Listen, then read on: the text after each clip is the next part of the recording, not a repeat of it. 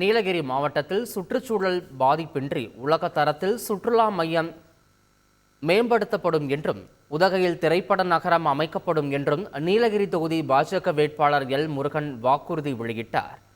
நீலகிரி மக்களவை தொகுதியில் பாஜக சார்பில் போட்டியிடும் எல் முருகன் தனது தொகுதிக்கான 59 தேர்தல் வாக்குறுதிகளை உதகையில் வெளியிட்டார்.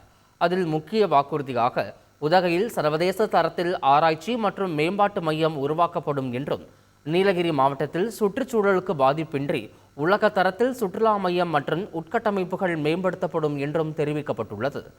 உதகையில் திரைப்பட படப்பிடிப்பு மற்றும் படப்பிடிப்புக்கு பிந்தைய தயாரிப்பு பணிகளுக்கான திரைப்பட நகரம் அமைக்கப்படும் என்றும் தெரிவிக்கப்பட்டுள்ளது.